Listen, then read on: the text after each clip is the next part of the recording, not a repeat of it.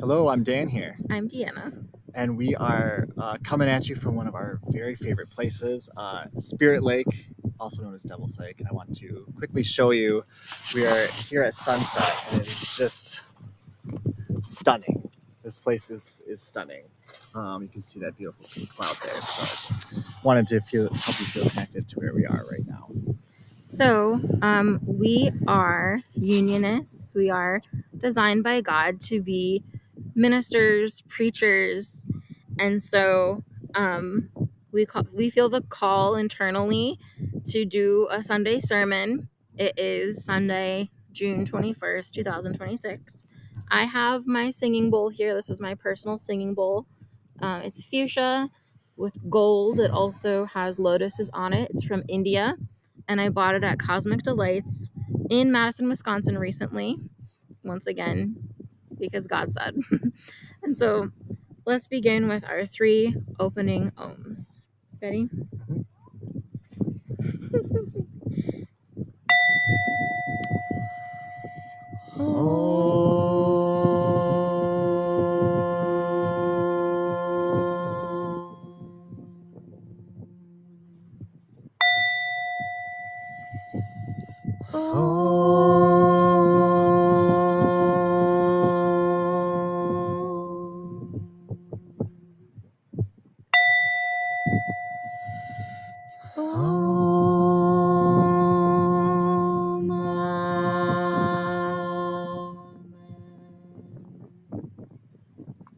And now for our opening prayer. I am the only child of God, forever part of her. I am created by her in perfection, and there I always remain. My mind is my sanctuary, where I keep her holy creation sacred. I will only allow in her voice. I will only accept her word. Today, I will hear the word of God. I surrender myself to his teachings through his divine channel. I will honor what he has spoken and accept it as his will. I will be obedient to his word, for this is my salvation. In Christ's name, Amen. So once again, happy summer solstice 2026. Happy solstice. We are filming this from Devil's Lake State Park in Baraboo, Wisconsin. This is a spiritual power place that has extremely significant meaning in my spiritual journey and has also become a significant place for Dan Thalen too. I was first introduced to Devil's Lake by my false twin flame at the summer solstice in 2017. Oh, we are also repping shirts. Oh yeah, I got my Devil's Lake shirt. So his is the Driftless Region, one of its nicknames. And mine is like a Vincent Van Goghian Starry Night inspired depiction of Devil's Doorway, which is at the top of one of the hikes here. We call it Heaven's Doorway. Yeah, so we're repping. So I was living in a house with my false twin flame in Madison, Wisconsin, and other roommates when I was first awakening to the twin flame journey. So, I was living in a house with my false twin flame in Madison, Wisconsin, and other roommates when I was first awakening to the twin flame journey. I drove up to the Twin Cities, Minneapolis, St. Paul, in the summer of 2017, and when I came home from that trip, my false twin flame and I talked, and he asked me if I had ever been to Devil's Lake. When I told him no, he drove me and two of our other roommates up here for the summer solstice. Ever since he showed me this place, it's become one of my very favorite places in the world. It's insanely healing, powerful, spiritual, and transformative. If you ever visit Wisconsin, you absolutely have to stop here. You will receive your own unique and profound healing when you visit. So I make pilgrimages up here all of the time. Particularly, I'm drawn during the times of solstices and equinoxes, as well as times of major spiritual growth. Dan and I actually lived here from June 2022 through November 2023. It was where we were called to move when we were transcending my hometown of Beaver Dam. This was after boot camp. Living here was an extremely transformative and powerful time, which is why we want to do a sermon from here. So So one very important aspect of this move was, of course, it was Deanna really transcending her hometown, and this is where God called us, was to a place that was meaningful to both of us. So we visited here many times to launch the next phase of our life. And um, yeah, if you know me, sorry, I don't know, my messenger's going off right now. If you know me from Twin Flame Ascension School, Wednesday, 7 p.m., you might know that transcending my hometown of Beaver Dam and getting out of my mom's house was extremely important to me. And after boot camp, this was our whole focus, was transcending my mom's house and then transcending my hometown. And God had us move here during that time. So interestingly enough, the name Devil's Lake is actually a mistranslation. So it's not scary at all if you're thinking, oh, Devil's Lake, why would you want to go there? It seems scary, the devil, you know. But it was a misunderstanding. So the following is from an AI overview on Google. Indigenous history, sacred origins. Ancestors of the Ho-Chunk Nation revered the area as Ti Wakakak, which translates to sacred lake or spirit lake. The devil misnomer. When European settlers arrived, the Ho-Chunk term for a lake of spirits was misunderstood and mistranslated into the English name Devil's Lake. So many people still call it Devil's Lake, but in truth it is spirit or sacred lake. We call it that. A lot of other people call it by its true name too. And the fact that it was just a misunderstanding or mistranslation is a really important spiritual lesson in understanding good versus evil and heaven versus hell. So, do you have anything more to say about that part? No. So we transitioned up here by working at a place called Tumbled Rock Brewery and Kitchen. We commuted from Beaver Dam to work there at first until we moved up here. Then we were CNAs at Oak Park Place in Baraboo, special education assistants and assistant esports coaches in the Lodi School District. Dan worked at Menards for a time. We worked together as CNAs at St. Clair Meadows Care Center, SSM Health in Baraboo. And then we split off and worked in different places for a while. Dan worked at Blue Green Vacations, and I worked as a special education paraprofessional at North Freedom Elementary School. I tried to interview to work at Blue Green Vacations with Dan. During my interview, I was sexually harassed, and I told Dan. He reported it. They didn't really do much, did they? Not that we know of, because we left. Then we quit, and I reported it too. Then we tried to both get hired at Wyndham as sales representatives, but during the interview at Wyndham, Dan and I kind of revealed ourselves as being really ethical about sales, and so we didn't get hired there. They were kind of like a high pressure sales tactics type of company. Did you want to say anything about that? Well, we're just kind of giving the overview right now, right? I'm just following what I've written. Okay. Yeah. But if you... I want to dive more in once because we're going to kind of start from the beginning again. Okay. Yeah. So, shortly... yes, okay. Okay. Then I started working at Verizon while Dan was working at Devil's Head Resort as a restaurant manager. And then I brought Dan on board at Verizon. We worked at 2 different stores, him at Lake Delton and me at Baraboo. But then after a couple months, God moved us into the same, God through our manager, moved us into the same store in Baraboo so we could work more closely together. Yeah, and you may notice like, wow, that's a lot of different jobs. This is only a 1.5-year span. It's true. That's kind of what we're going to explain, how this was such a potent time of learning lesson after lesson after lesson. Are we job jumpers? Are we irresponsible? Or is something else happening? You find out.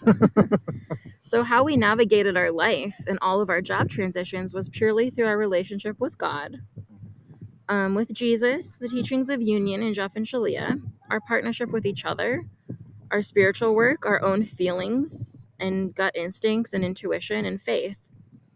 Just like Jeff and Shalia embodying classes and in their life, we just kept saying no to what felt bad, even if it meant our entire lives were at risk. Every time we would discipline a company and leave, our entire foundation was on the line. But God always had a new open door when we partnered with her. We always trusted God would have our backs if we stood up for what we knew was right and called things out and put our foot down. In this sense, we have been essentially weeding remnants of ego or Satan consciousness out of everywhere we have been. So after boot camp, you might think, what were Dan and Deanna doing?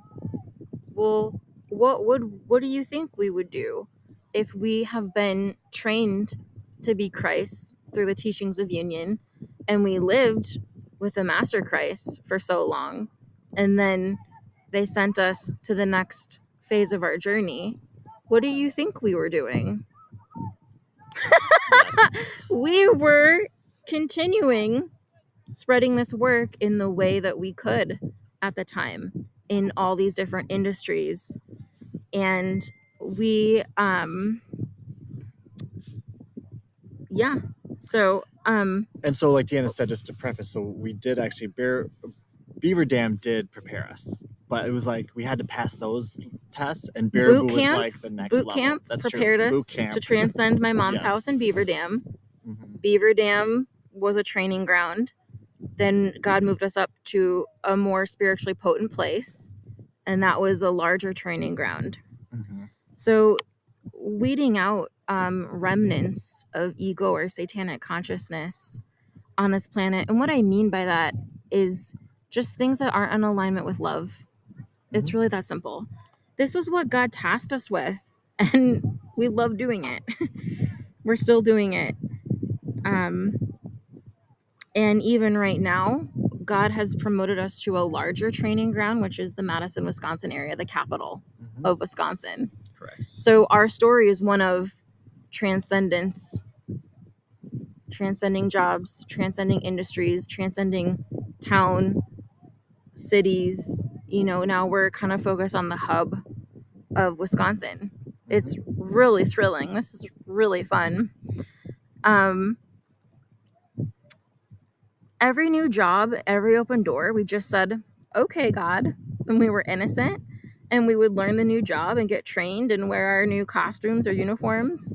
And then at some point, God would start to show us the big issue or contradiction or problem in that place, and potentially even sometimes pure evil God would show us in these places.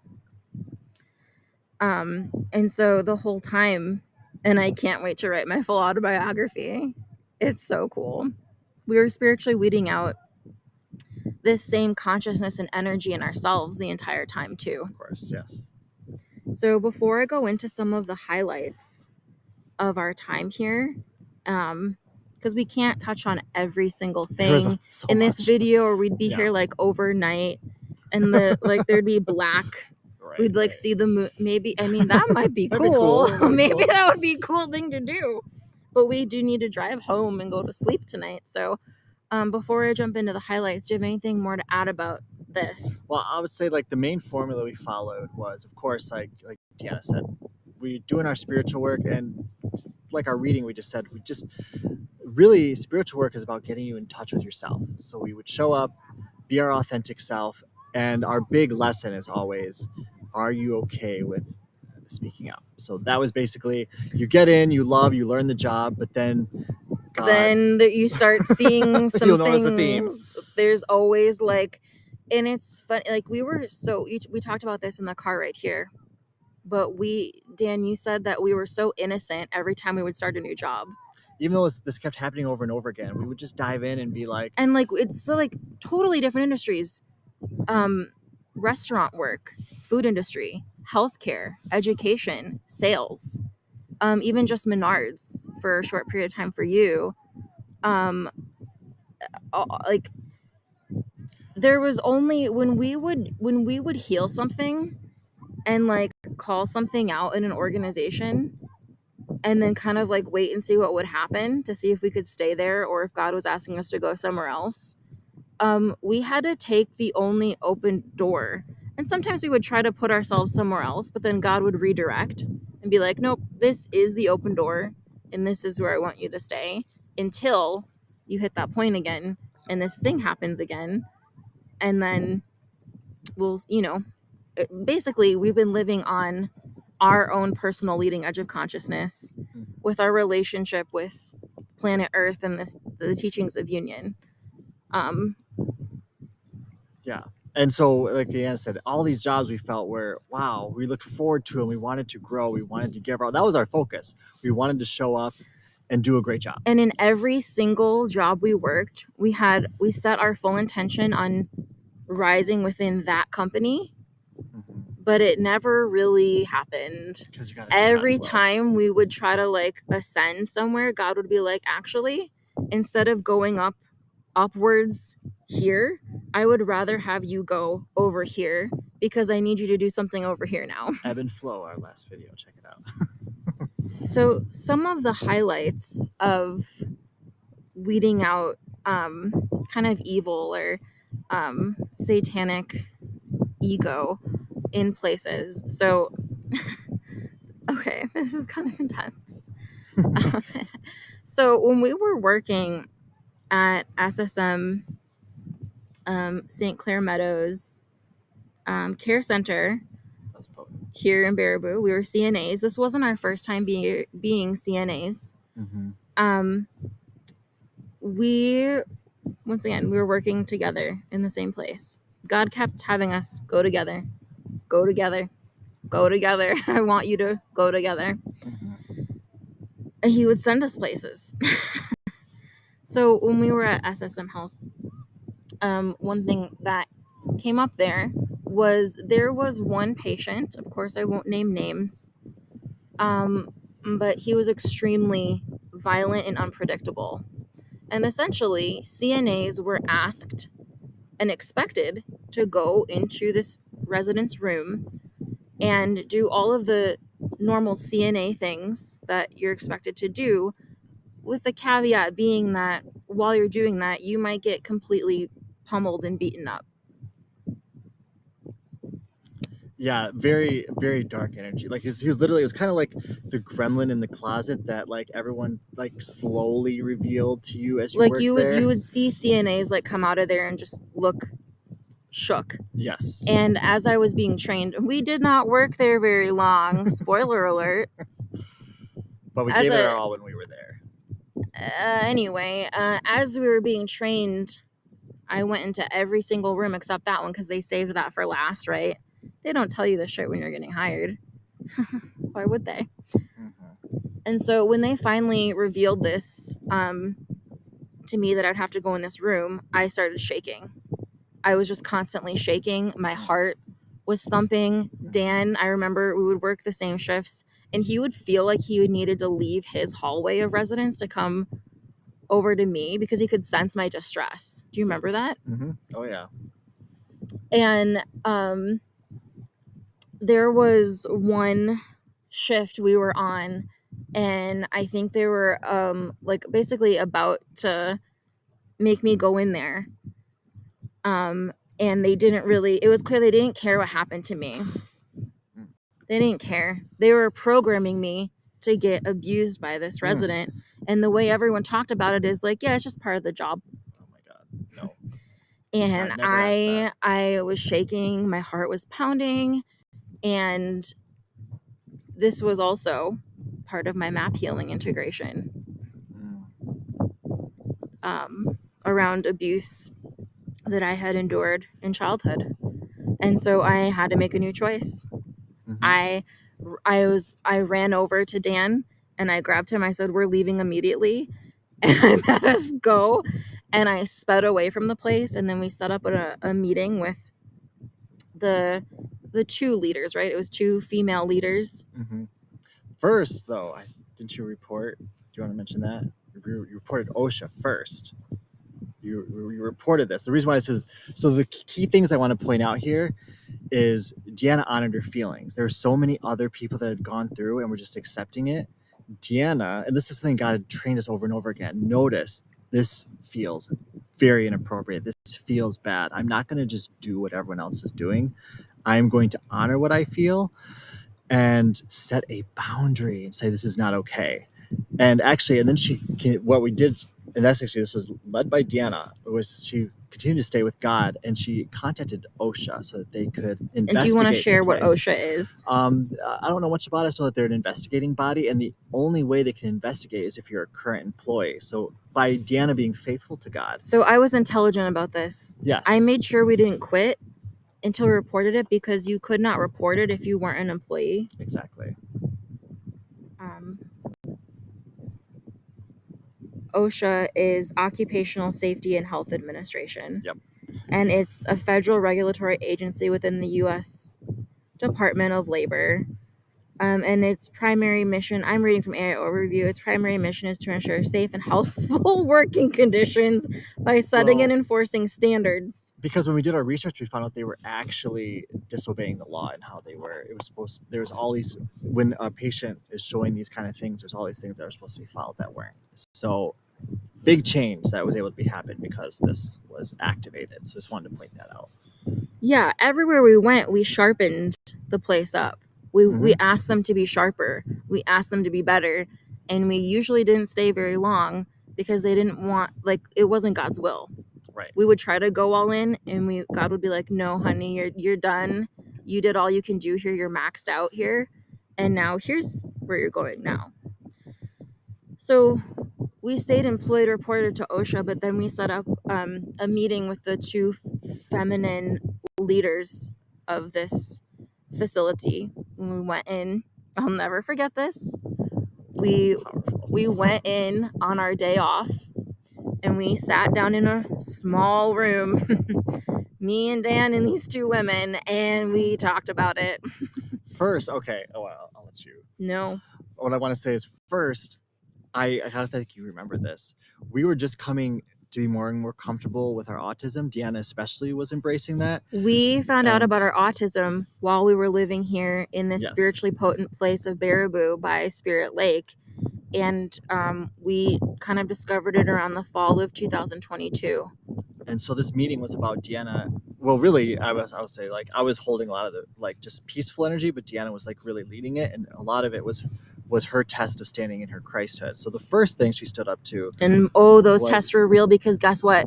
We didn't have an ascension coach at the time. Nope. We were not talking to anyone in the community at the time. No one was talking to us. We weren't in the forum. It was me, Dan, God, life, the classes. That's it. And there's all that was the journey God had for us. And let me tell you that this is how legends are made. And it's one of the reasons that Dan and I are so individualistic, is because God specifically honed us in this way. So basically, kind of like we said, you're healing your own conscience with this. So they were presenting, are you going to accept the poop? Essentially, examples, as Jeff would put it. First, it was, let me kind of diminish Deanna around her autism. They were kind of speaking to her like a child. Oh my God. Hold on. That's right. You're right. I did forget that. You did forget that. I did let them know. And this was really early on into my autism awareness. And so it was extremely vulnerable for me. I let these two women know I was autistic. They used that to treat me like I was the dumbest person alive. And you called them out. They had this perception that autism means you're like a really dumb, slow person who like doesn't get it. Oh, were they wrong? They didn't realize she's sharp as a tack. That was the first thing, is Deanna called that pattern out. So then we kind of like kept going to like deeper into the heart of the matter. We started going deeper into why aren't regulations being followed here. I don't know if you want This was at the meeting. This was at the meeting with the two of the heads of this organization here. And keep in mind, when I was coming into my autism awareness, God specifically alerted me to the fact that I have Asperger's, which is a very particular type of autism. And God was like, yes, go ahead and get a Greta Thunberg book, because you have the exact same type of autism, because autism is a spectrum. God revealed to me. And if you want to fight about it, come at me, bro. Like, God specifically told me and revealed and showed me that I have Asperger's in particular. Not every autistic person has Asperger's. And so, you can compare that to like someone who has like Greta Thunberg, disciplining consciousness, disciplining leaders for their failures. So I want to make sure, since we have 5 minutes, I want to make sure we encapsulate at least this story in the 5 minutes. And I think so. The next important thing, I'm not sure if you remember this either, is so this was about us really healing. And this next thing was really about healing lots of our past lives. She was like, well, who's going to take care of this man if we don't? So she was playing this super pious energy. SSM Health has its Catholic. base in Catholicism. It is a Catholic healthcare organization, and they lay on the Jesus guilt. Mm-hmm. They lay on the Catholic guilt. They basically said, you know, if we don't take care of this man And let him do whatever he wants. and let him do whatever he wants, who's going to take care of him? Where is he going to go? Luckily, we did not eat that. This was all in the meeting too. Like Mhm. I said, one very small room with me and Dan and these two women and God's will.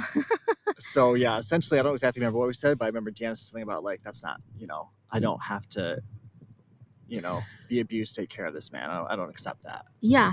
Saying no to that. And another thing they tried to do is they try to dig at my childhood. They were basically insinuating, well, maybe this bothers you because you experienced abuse in childhood. Mm-hmm. So they were trying to make me think that if I healed my trauma from childhood, which I Gaslighting. already had done, then I wouldn't feel so bad about entering this room. Even still, that's gaslighting. Wait. Your feelings don't matter. You have trauma. What?